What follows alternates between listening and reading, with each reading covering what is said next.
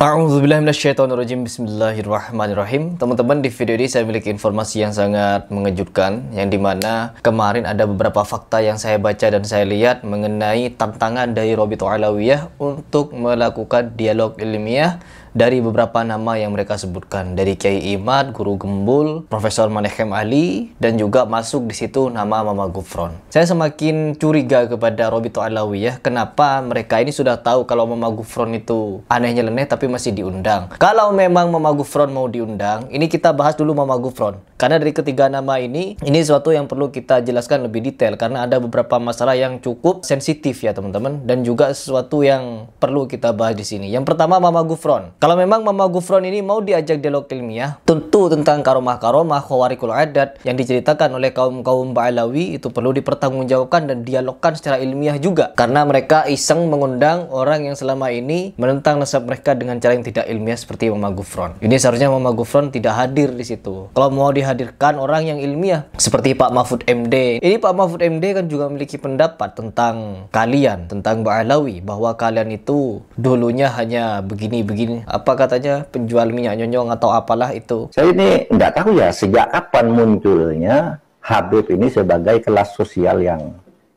tinggi gitu ya. Dulu waktu saya kecil Habib tuh ya biasa aja, jual minyak nyong-nyong, jual buku Ratib Haddad gitu, buku-buku dijajakan ke rumah lalu kita kasih makan. Itu Habib dulu. Saya tidak tahu kapan kemudian Habib dianggap orang ini. Saya kira host. Dan sekarang malah seperti ini. Nah, itu harusnya Pak Mahfud MD juga diundang, teman-teman. Kenapa malah Mama Gufron yang masuk di situ? Ya, ini masalah Mama Gufron, ini saya masih aneh. Kenapa orang seperti itu malah diundang untuk dialog ilmiah? Gak ada ilmiahnya ini orang. Terus yang berikutnya, berbicara tentang Guru Gembul. Guru Gembul kemarin memberikan suatu klarifikasi mengenai undangan dialog ilmiah, yang dimana dialog ilmiahnya tidak terkesan sportif, teman-teman. Di situ Guru Gembul menceritakan kronologi bagaimana dialog itu terjadi, yang terdiri dari berbagai macam aturan katanya, yaitu di tanggal 7, 8, 9, sampai 10 itu bergiliran teman-teman. Di hari ini Kiai Imad, hari ini Profesor Manechem Ali, hari ini Guru Gembul, Roma Irama, dan lain sebagainya. Jadi maksudnya apa? Jadi maksudnya dengan format yang seperti ini tentu saja nanti di tangkapan layar itu yang menang debat itu pasti dari kelompok mereka, dari kelompok Rabithah Alawiyah. Jadi ini sama sekali tidak ilmiah. Kan kalau misalkan mau ilmiah ya di tempat terbuka, di tempat yang adil, disaksikan oleh orang-orang yang kredibel dan akademik gitu ya. Kemudian berapa orang versus berapa orang, ya itu kan bisa. Nah, ini mah enggak. Satu orang diadili, dihakimi, disidang sama beberapa orang dan seterusnya dan seterusnya. Jadi satu persatu dan dikroyok, teman-teman. Ya, dikroyok maksudnya apa? Diuji. Seharusnya untuk mendialogkan hal itu bukan mereka yang didialogkan, tapi nasab kalian, ya. Nasab kalian baik dengan data ataupun faktanya. Selain dari Najwa Shihab yang sudah tes DNA lama-lama itu, yang DNA-nya kemana itu ya, Afrika, Pakistan, India, bahkan Arabnya cuma 3%.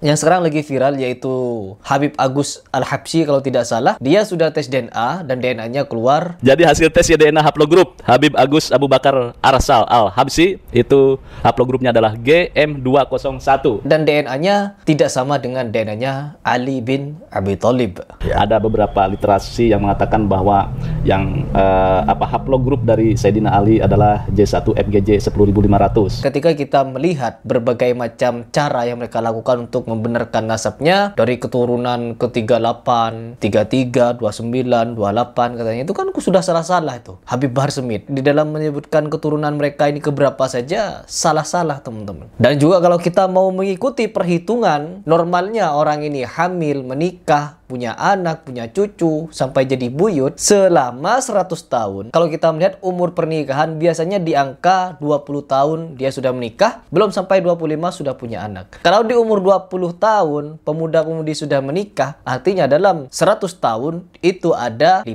generasi. Dan kalau dikalkulasi seharusnya mereka bukan keturunan ke-38, apalagi 29, 28. Harusnya di atas 50, 60 ke 70 begitu, teman-teman. Tapi apa? Mereka mengaku keturunan ke-38. Sangat luar biasanya juga di situ. Dan kalau meninjau dari kitab ya, kitab nasab. Seharusnya mereka ini juga memiliki kitab, teman-teman. Di dalam catatan mereka disambungkan kepada Nabi Muhammad SAW. Yang dimana di zaman Nabi Muhammad saja itu sudah ada alat tulis. Orang Arab di dalam mencatat nasab atau silsilahnya itu sangat luar biasa ketat. Luar biasa ketat. Karena seperti Nabi Muhammad saja kalau ditarik ke atas itu bisa tembus kepada Nabi Ismail. Dan itu cara mereka di dalam mencatat nasab mereka. Ada catatannya, harusnya ada catatannya. Sebagaimana Nabi Muhammad SAW juga tercatat di kitab eksternal, teman-teman. Bukan cuma dari kitab-kitab hadis Bukhari, Muslim atau apalah itu. Di dalam kitab-kitab eksternal pun nama Nabi Muhammad itu juga disebutkan. Istilahnya apa? Nabi Muhammad itu benar-benar ada orangnya. Nah ini ya, Ba'alawi ini yang disebut sebagai keturunan Nabi Muhammad ke-38 selama 500 tahun. Nih, selama 500 tahun. Kalau kita mengkalkulasikannya, selama 500 tahun itu seharusnya kita hitung ada 5 generasi. 5 generasi dalam 100 tahun, 10. Harusnya ada 25 generasi yang tercatat. Kemana 25 generasi itu? Atau 20 lah minimal. Tapi selama 500 tahun tidak tercatat, tiba-tiba muncul nama-nama yang disambung-sambungkan kepada Nabi Muhammad SAW. Ini kan perlu pertanggungjawaban, sebagaimana yang disampaikan oleh Profesor Manakhim Ali. Dan ketika kita meminta pertanggungjawaban seperti ini, diundanglah dialog ilmiah seperti Mama Gufron. Mama Gufron diundang dialog. Terus Haji Roma Irama juga mau diajak dialog. Kalau mau diajak dialog orang seperti Profesor Manakhim Ali, guru gembul itu juga lumayan di dalam menyampaikan ilmiah. Imat apalagi sangat hebat sekali, mereka mengumbar secara publik nasab mereka tersambung pada Nabi Muhammad. Ketika mau didialogkan, dialognya tertutup. Harusnya dialognya terbuka, ya. Kenapa kata guru gembul pun hal ini bisa menjadi dampak yang tidak baik, teman-teman.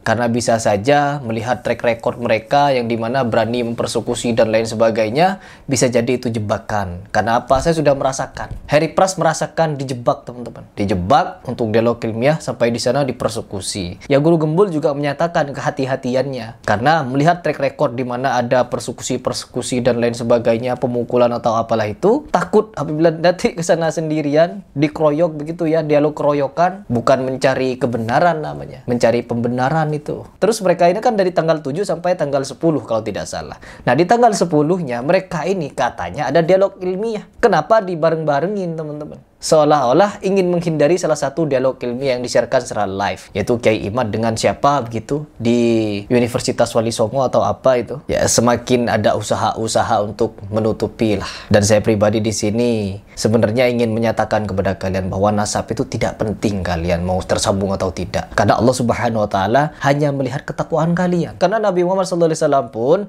kepada anaknya Fatimah tidak ada jaminan apapun di hadapan Allah Subhanahu wa taala. Bahkan untuk membelanya pun Nabi Muhammad berpesan, beramallah engkau yang banyak Fatimah. Begitu katanya. Karena amal-amal itu yang akan menolongmu, bukan nasabmu. Kalau mereka enggak, teman-teman. Di dalam tubuh kami ada darah yang mulia Nabi Muhammad SAW. Ketika Syarifah menikah dengan Akhwal katanya, bermimpi ketemu Fatimah, teman-teman. Terus diiris tangannya dan darahnya bertasbih kepada Allah katanya. Darah suci seperti ini mau dikotori dengan Akhwal. Seolah-olah kita itu kotor, teman-teman. Nggak boleh menikah dengan mereka. Sampai seperti itu. Ini apa namanya? Jadi semoga dialog ini berjalan terbuka, live. Jangan sampai ada yang tertutupi, apalagi dialog tertutup. Apa itu? Lalu saya mendapatkan suratnya. Tapi pas surat itu di bawahnya tercantum tertutup.